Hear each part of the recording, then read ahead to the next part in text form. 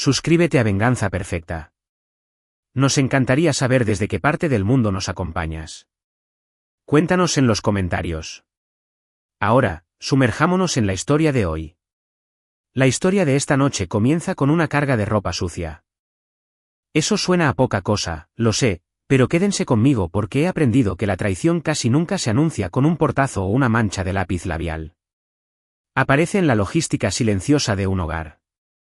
¿Para quién se empaca, para quién se cocina y quién, a los 12 años, está parado solo en una casa a oscuras a la medianoche lavando su propia ropa porque nadie más lo hará?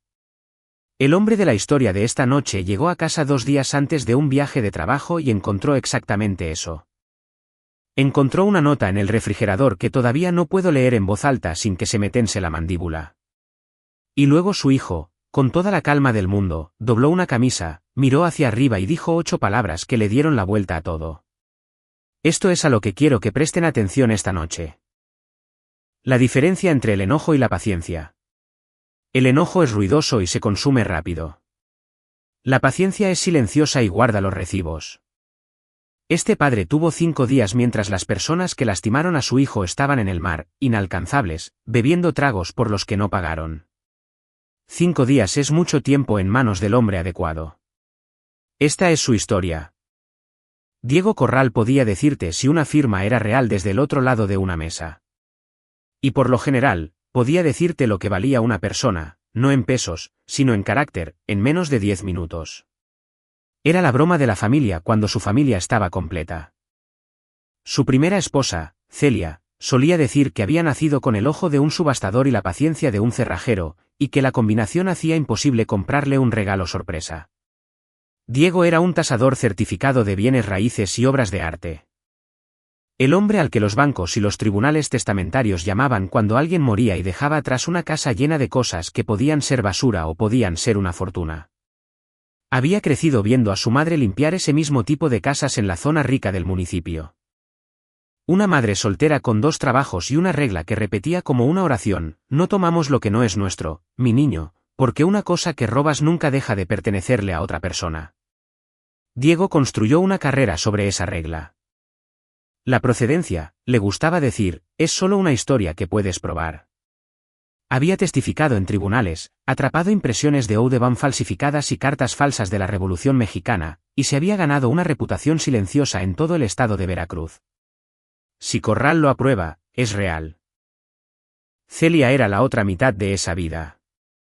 Se habían conocido en un mercado de pulgas en Boca del Río, la pequeña ciudad portuaria de ladrillos donde Diego todavía vivía, cuando ella ofreció más que él por una caja de relojes de bolsillo rotos, y luego, al ver su rostro, se ofreció a dividirla.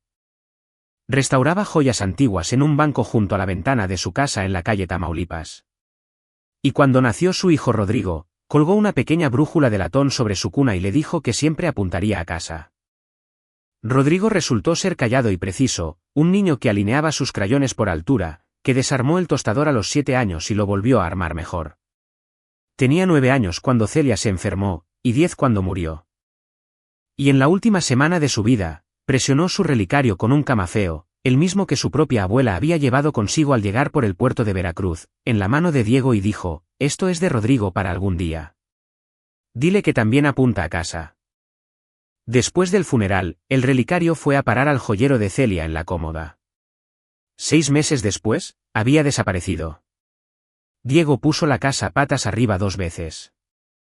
Culpó a los de la mudanza que habían llevado el banco de trabajo de Celia a un almacén, culpó a su propia cabeza nublada por el dolor y finalmente dejó de hablar de ello. Porque cada mención ponía una grieta en el rostro de Rodrigo que tardaba días en cerrarse. Ese relicario desaparecido fue el único caso que el gran Diego Corral nunca resolvió. ¿Recuerdan el relicario? Es importante. Conoció a Ana Paula Domínguez 2 años después de la muerte de Celia. Y mirando hacia atrás, el encuentro fue tan suave que debería haber rechinado. Apareció en una subasta de bienes donde Diego era el tasador oficial. A mediados de sus 30 años, refinada, divertida con voz baja. El tipo de mujer que recordaba cómo pedías el café la segunda vez que te veía. Trabajaba con la empresa de su madre, Liquidaciones de Bienes Domínguez. El equipo de ventas de bienes más grande en ese rincón de Veracruz. Su madre, Enriqueta Domínguez, era un elemento fijo en 3 municipios. De cabello plateado, iba a la iglesia los domingos, formaba parte de la junta auxiliar del hospital, abrazaba a las viudas en los funerales y luego manejaba la venta de todo lo que los muertos habían dejado atrás. La gente la llamaba Santa. Enriqueta dirigía a su familia de la misma manera que dirigía sus ventas. Todo etiquetado, todo con precio, todo suyo. Había un hermano, Rodolfo, que conducía el camión de carga y vaciaba las casas, una hermana, Julia, que llevaba la contabilidad, y a su alrededor una estela de cometa de primos y parientes políticos que aparecían donde Enriqueta ordenara. Ana Paula era la joya de la operación. La cerradora de tratos, la que se sentaba con las familias en duelo en las mesas de sus cocinas y lograba que firmaran el contrato. Diego, un viudo con una casa pagada, una licencia respetada y un niño solitario. Diego nunca tuvo oportunidad. Simplemente, aún no sabía que había sido tasado. La boda fue pequeña y la toma de control fue total. En menos de un año, Enriqueta había vendido su propia granja con corrientes de aire con una buena ganancia a través de su propia empresa y se había mudado a la suite de invitados en la parte trasera de la casa de la calle Tamaulipas. La misma con el gran armario de roble cerrado con llave que había traído en el camión de Rodolfo envuelto en mantas de mudanza como un ataúd. Ese estilo Luis XV, le dijo a Diego cuando él se ofreció a tasarlo. Piezas de familia, con valor sentimental, ¿entiendes? Guardaba la única llave en un listón alrededor de su cuello. Diego, que había pasado toda su vida respetando las cerraduras de otras personas, lo dejó pasar.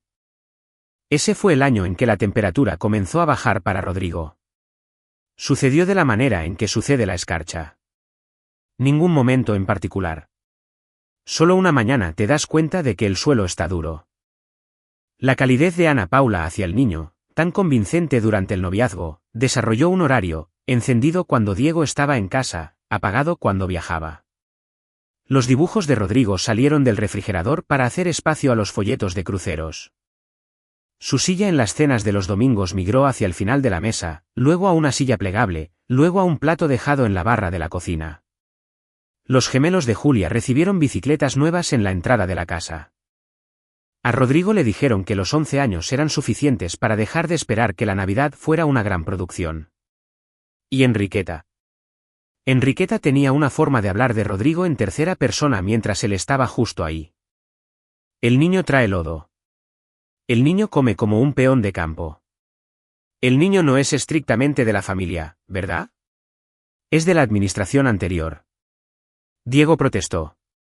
Y aquí es donde tienen que entender lo buenas que eran estas personas.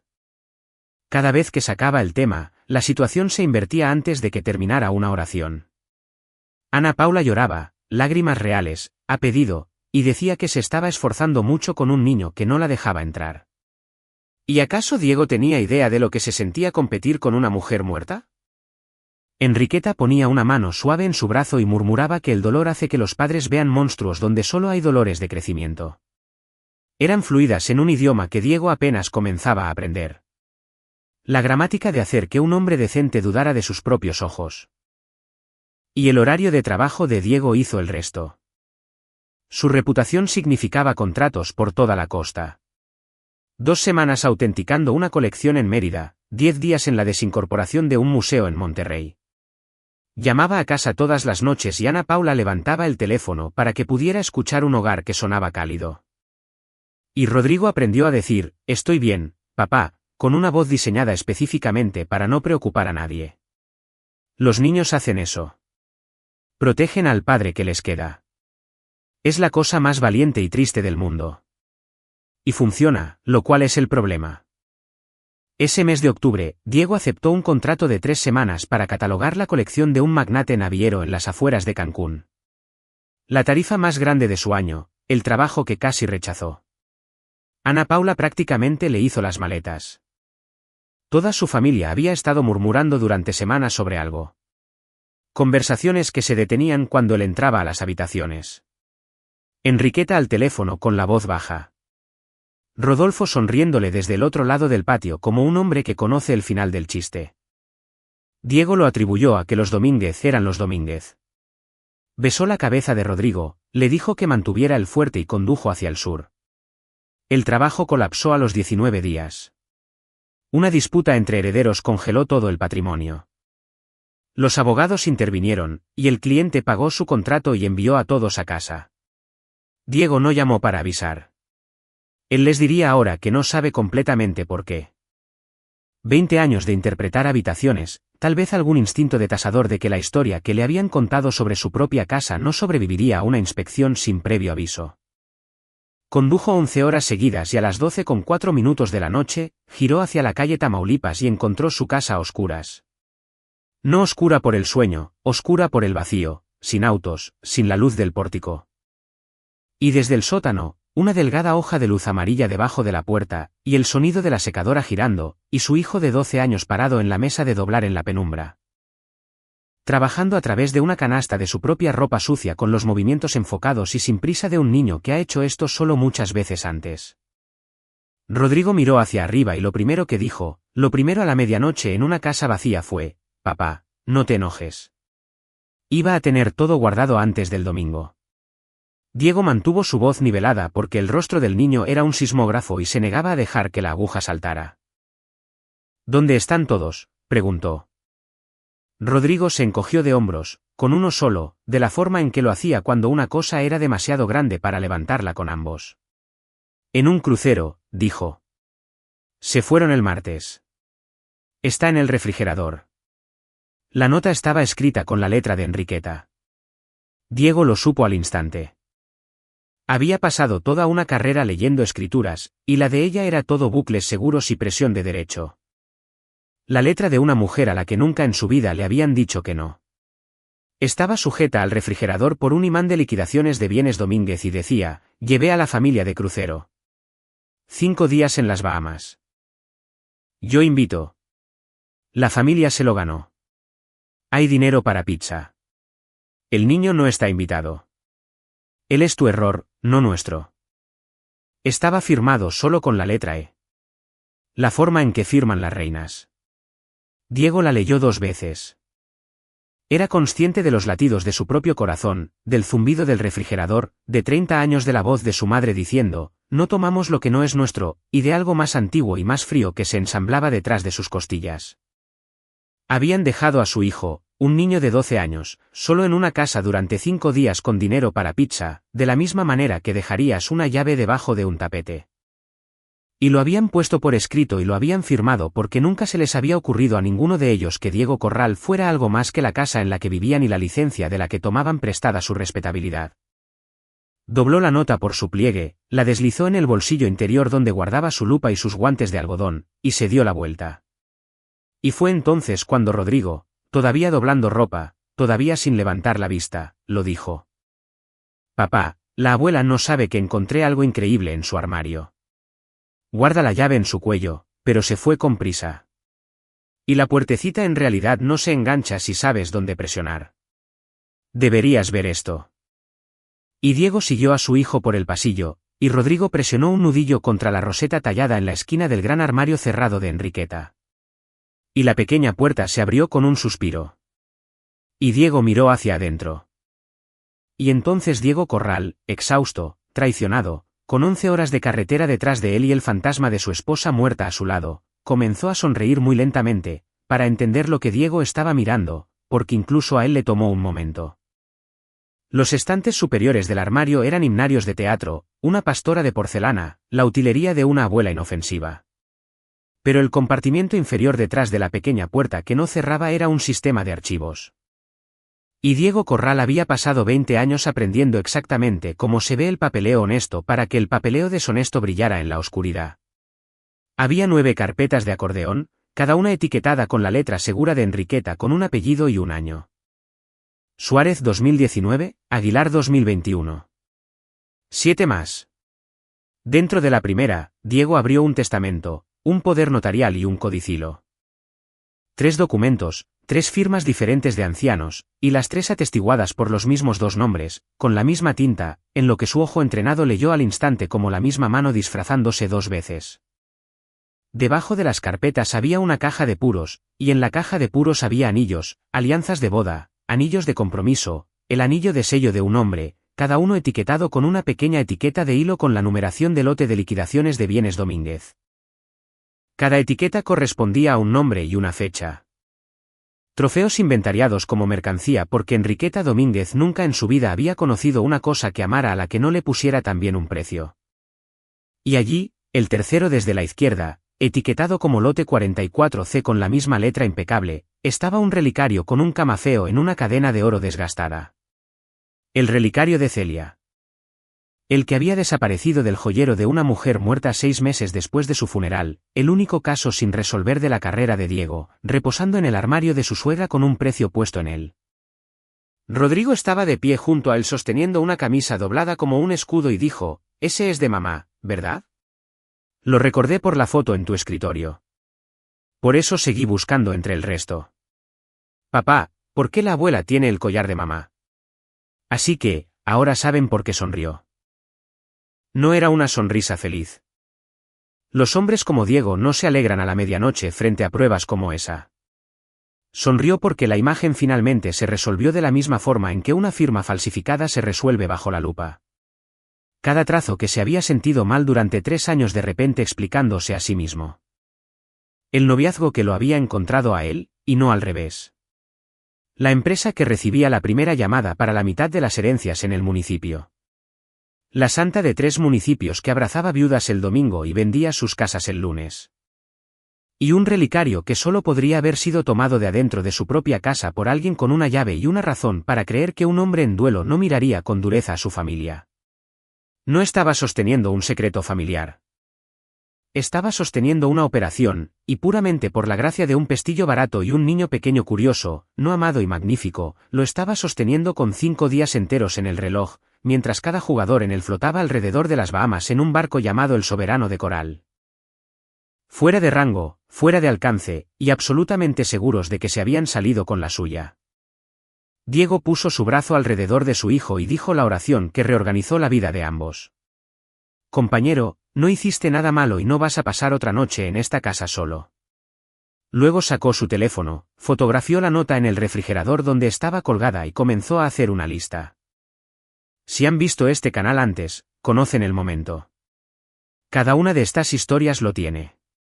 El momento en que el hombre tranquilo deja de absorber y comienza a documentar. No tocó las carpetas esa noche. Esa es la primera cosa que hay que entender sobre cómo hace esto un profesional. Un aficionado agarra las pruebas y 6 meses después, un abogado defensor convierte al aficionado en el criminal. Diego fotografió el armario exactamente como lo encontró, planos generales y tomas de detalles, de la forma en que documentaría un patrimonio en disputa. Y luego presionó la puertecita hacia atrás hasta que quedó al ras y llevó a Rodrigo arriba, les preparó huevos a la 1 de la mañana y dejó que el niño hablara, realmente hablara, por primera vez en un año. Y lo que salió mientras comían esos huevos fue peor que la nota. Las recogidas olvidadas en la escuela. La cena de cumpleaños que se reprogramó para sacarla de un calendario y nunca volvió a ponerse. La forma en que la voz de Ana Paula cambiaba en el momento en que la puerta principal se cerraba detrás del auto de Diego cuando se iba. Como una actriz bajando del escenario. El motivo de lavar ropa a la medianoche. Rodrigo había aprendido a lavar su propia ropa a la medianoche porque cuando la había dejado en la máquina durante el día, había terminado en el piso del garaje. La abuela dice que las cosas del niño no comparten el tambor con las de la familia. Diego escuchó todo eso con las manos planas sobre la mesa, asintiendo, manteniendo su voz en el registro que usarías cerca de un animal asustado. Y dentro de él, la cosa fría terminó de ensamblarse y se puso de pie. Por la mañana, llamó al cliente en Cancún y le pidió un favor.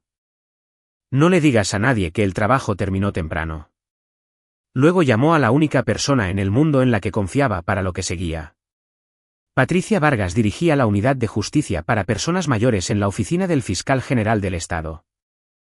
Y no le debía a Diego nada más que el respeto profesional de una mujer que lo había utilizado como testigo experto en 4 procesos por falsificación y nunca lo había visto excederse. Se reunió con ella esa tarde en un restaurante a 2 pueblos de distancia, deslizó su teléfono sobre la mesa y habló durante 40 minutos sin levantar la voz. Patricia revisó las fotos del armario 2 veces. Luego dijo lo que dicen los fiscales cuando intentan no sonar emocionados. Señor Corral, ¿sabe qué es el caso Suárez? Diego no lo sabía. Lorena Suárez, le dijo Patricia, había sido una habitante de Boca del Río cuya venta de bienes, administrada por Liquidaciones de Bienes Domínguez, había desencadenado una queja de una hija en Sonora que juraba que el testamento de su madre había cambiado en los últimos 4 meses de su vida, dejando a la familia por fuera en favor de una amiga cuidadora a la que nadie pudo localizar bien después. La queja había muerto por falta de pruebas. Había habido otras 2 parecidas. Diferentes municipios, diferentes años, la misma forma, un anciano solitario, un nuevo testamento tardío, una amiga servicial, una venta de bienes que convertía todo en dinero en efectivo rápido. Nadie había podido nunca trazar la línea a través de los puntos, dijo Patricia. Porque los puntos estaban dispersos en varias jurisdicciones, y el papeleo siempre se sostenía. Diego tomó su teléfono de vuelta, amplió las firmas de los testigos en el codicilo de Suárez, giró la pantalla y le dijo la frase que les había dicho a los jurados durante 20 años. El papeleo se sostiene hasta que alguien que lee la presión y el levantamiento de la pluma lo mira, y entonces testifica para la otra parte. A las 6 de la tarde, Patricia tenía a un fiscal en el teléfono. A las 9 de la mañana siguiente, un juez había firmado la orden de cateo y Diego Corral abrió su propia puerta principal para un equipo de recolección de pruebas, presionó la roseta tallada él mismo y se hizo a un lado. Lo que sacaron de ese armario durante los siguientes 2 días volvió a dibujar el mapa del dolor de 9 familias. Las carpetas contenían originales, los testamentos reales, los que precedían a las falsificaciones, guardados de la forma en que los chantajistas guardan fotografías porque Enriqueta era demasiado coleccionista para quemar incluso la cosa que podría ahorcarla. La caja de puros les dio etiquetas de lote que coincidían con los libros de contabilidad de ventas que Julia guardaba en una cuenta en la nube, y los libros de contabilidad les dieron a los compradores. Y una tarde de cerrajero con el cajón inferior les dio la obra maestra, una libreta de direcciones de cuero, de décadas de antigüedad, en la que Enriqueta había calificado a los clientes mayores como ganado, viudo, sin hijos locales, solitario, parece prometedor. Un registro de caza que se remontaba a cuando Ana Paula estaba en la escuela secundaria. Y les dio una página que Patricia Vargas fotografió, y luego se sentó con mucho cuidado frente a Diego y observó su rostro mientras él la leía. La página estaba encabezada como Corral. Estaba fechada 14 meses antes de que Diego conociera a Ana Paula en aquella subasta. Tasador viudo. Decía con la letra impecable de una mujer fijándole el precio a un lote. Casa pagada. La licencia es el activo. Su firma lava cualquier cosa. Ana Paula para trabajar la venta. El niño es una complicación. Diego la leyó 3 veces. Su matrimonio, resultó, también tenía una procedencia y a él se le había pasado por alto. El único error de atribución de su carrera cometido en su propia cocina. El equipo de recolección de pruebas encontró una cosa más pegada con cinta adhesiva detrás del panel trasero del armario. Un sobregrueso con textos impresos y fotos que incluso Enriqueta aparentemente había considerado como una palanca de presión en lugar de asuntos familiares. Ana Paula y un hombre en el bar de una marina. Ana Paula y el mismo hombre en una conferencia de agentes de bienes raíces en Mazatlán. 3 años de mensajes.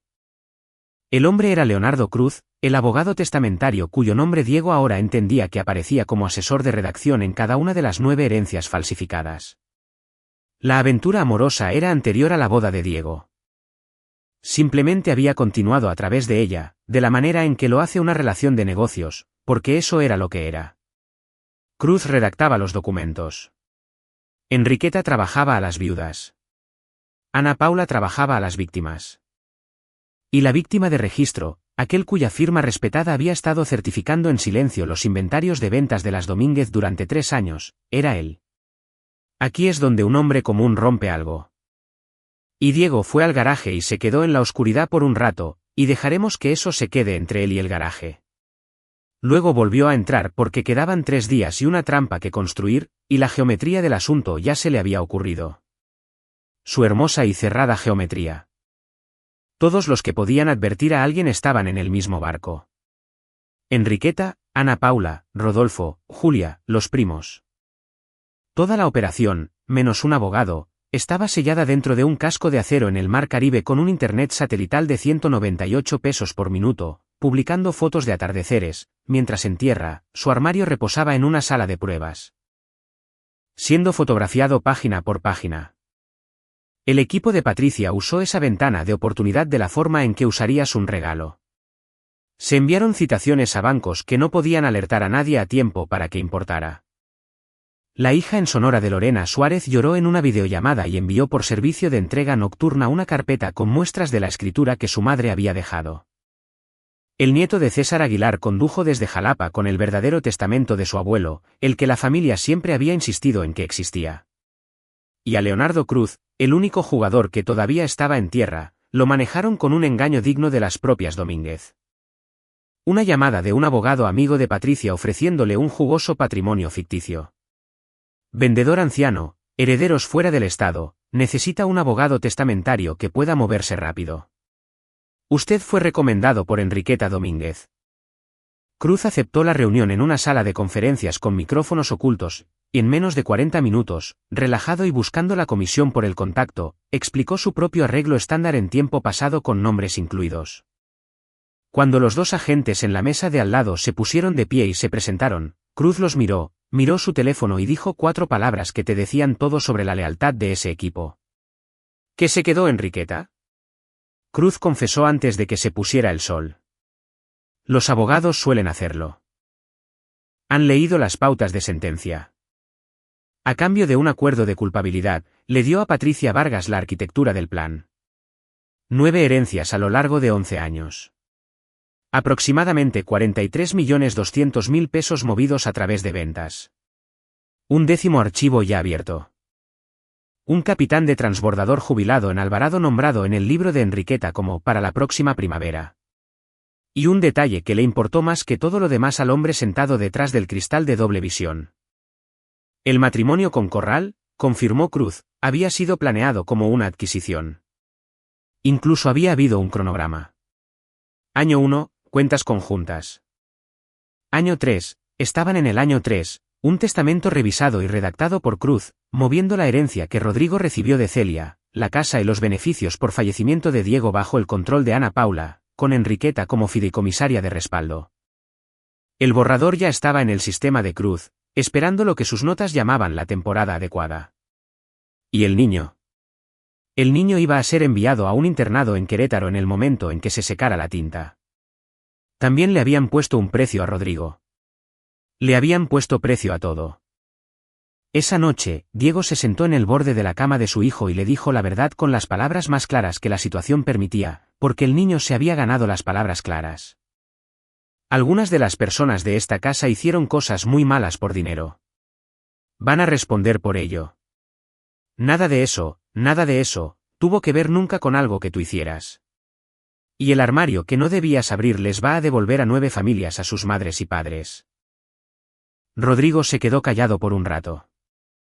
Luego dijo, entonces, el asunto de la lavandería se acabó.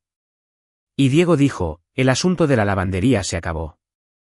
A partir de ahora, lo hacemos juntos los domingos y lo hacemos con ruido en medio del día como si fuéramos los dueños del lugar, lo cual, añadió, sí somos. Siempre lo fuimos. El soberano de Coral subió por el Golfo de México en la mañana del 5º día bajo un brillante sol de tarjeta postal. Y si hubieran estado parados en la terminal de cruceros de Veracruz ese viernes, habrían visto una escena que vale el precio de toda esta historia. Las Domínguez bajaron por la pasarela con camisetas a juego de reunión familiar que Enriqueta había mandado imprimir. La sangre de la familia Domínguez es verdadera, que es el tipo de detalle que un escritor no se atrevería a inventar. Quemadas por el sol, cargadas de ron libre de impuestos, riendo. Enriqueta iba primero porque Enriqueta siempre iba primero. Y así, Enriqueta fue la primera en ver a la mujer del traje gris mostrando sus credenciales, flanqueada por investigadores estatales y 2 oficiales de la policía de Veracruz, y la primera en intentar la transformación que había funcionado en 3 municipios durante 30 años. El rostro suave, la voz de iglesia, oficiales, debe haber alguna confusión. Funcionó justo hasta que Patricia Vargas dijo las palabras, orden de cateo. Calle Tamaulipas, ejecutada el martes. Y la mano de Enriqueta fue involuntariamente, frente a testigos y 4 familias filmando la pasarela con sus teléfonos, al listón en su cuello, hacia la llave de un armario a 200 metros de distancia que ya estaba vacío. Ese gesto terminó en las pruebas del juicio. La fiscalía lo llamó conciencia de culpabilidad. Rodrigo, quien vio las imágenes del arresto exactamente una vez años después, lo llamó por lo que era, la abuela revisando sus cosas. Ana Paula fue detenida al pie de la pasarela. Escaneó a la multitud por encima del hombro del oficial y cualquier cosa que estuviera buscando, no era su marido y no estaba allí.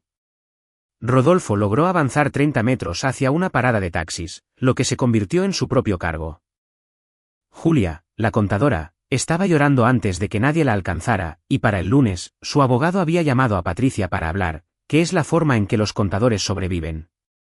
Diego no estaba en la terminal.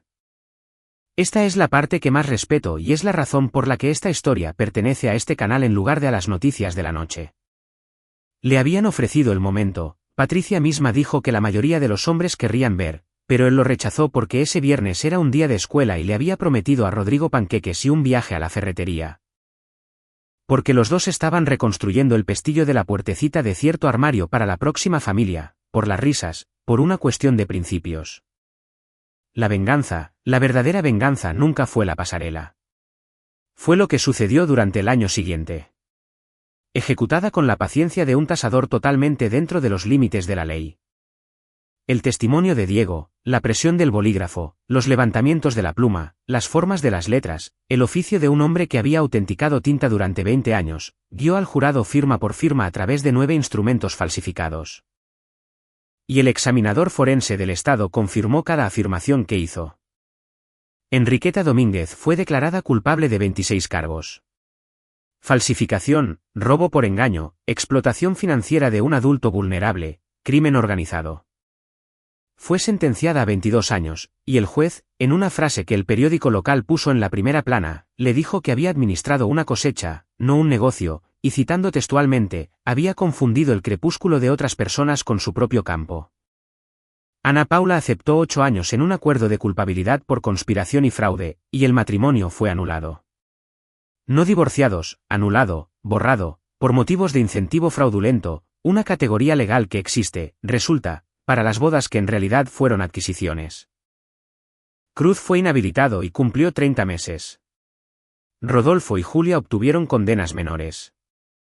Y la incautación civil, las ganancias de la granja, el bote, los camiones, cada cuenta que Julia había mantenido tan ordenadamente fue recuperada en un fondo de restitución que la oficina de Patricia distribuyó a 9 familias, más un capitán de transbordador jubilado en Alvarado, quien recibió un toque en su puerta y las mejores y más extrañas noticias de su vida.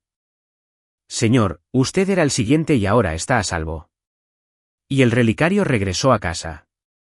Hay un proceso legal para reclamar propiedad robada identificada de un inventario de pruebas. Y Diego siguió cada paso de y les diría que completar ese formulario en particular fue el papeleo más satisfactorio de su carrera. En la mañana del cumpleaños número 13 de Rodrigo, Diego puso el relicario del camafeo, limpio, en una nueva cadena, tasado por su propietario como invaluable con su procedencia ahora probada en un tribunal de justicia, en las manos de su hijo y le dijo lo que Celia había dicho. También apunta a casa. Rodrigo lo usa por dentro de la camisa en los días importantes. La casa de la calle Tamaulipas se volvió silenciosa de la mejor manera. La suite invitados se convirtió en un taller donde un adolescente desarma relojes y los vuelve a armar mejor en un banco junto a la ventana, que es donde su madre habría querido que estuviera el banco. La lista de clientes de liquidaciones de bienes Domínguez fue adquirida en una subasta con la bendición del tribunal y cierta poesía por un competidor honesto que contrató como su nuevo consultor de autenticación oficial a Diego Corral. Lo primero que hizo fue instituir una regla impresa en cada contrato. Y si han estado prestando atención, la reconocerán, no tomamos lo que no es nuestro porque una cosa que robas nunca deja de pertenecerle a otra persona. Y los domingos en la calle Tamaulipas, a media tarde, con las luces del sótano encendidas al máximo y la puerta principal sin llave, un padre y su hijo lavan la ropa juntos, con mucho ruido, como si fueran los dueños del lugar porque lo son. Siempre lo fueron. Así que vamos a reflexionar sobre esta historia por un segundo porque creo que se trata de algo más que de un armario. Cada estafa en esta historia funcionó con el mismo combustible, la certeza de que la gente decente no mira. Enriqueta abrazaba a las viudas porque sabía que el dolor no hace auditorías. Ana Paula se casó con un hombre porque sabía que la soledad no pide la procedencia. Y dejaron a un niño de 12 años solo en casa con una nota cruel. Porque estaban seguros de que el hombre del que habían vivido durante 3 años se tragaría eso como se había tragado todo lo demás. Esto es lo que se perdieron y lo que las personas como ellas siempre se pierden. Silencioso no es lo mismo que ciego. Diego Corral pasó 3 años pareciendo una víctima porque amaba a su familia más de lo que amaba tener la razón. En el momento en que las pruebas le pidieron que tuviera la razón, estaba listo, entrenado, paciente y absolutamente sin piedad dentro de los límites de la ley. Esa es la lección que colgaría sobre la puerta esta noche. No vences a un depredador gritando más fuerte que él. Lo vences con documentación. Fotografía la nota, guarda la carpeta, llama al profesional. Y padres, abracen a sus hijos, pero también presten atención a la logística. Nadie anuncia que está borrando a un niño. Aparecen las cosas pequeñas. La silla al final de la mesa, el plato en la barra, la ropa sucia lavada a la medianoche. Un niño haciendo los quehaceres solo en la oscuridad no es independencia. A veces es evidencia. Rodrigo no salvó a esa familia porque fuera listo, aunque lo era. La salvó porque un adulto finalmente llegó a casa lo suficientemente temprano como para verlo con claridad. Sean ese adulto. Lleguen a casa temprano. Miren en el sótano. Y si esta historia los mantuvo aquí hasta el final, saben lo que significa para mí. Tendré otra esperando. Cuídense mucho.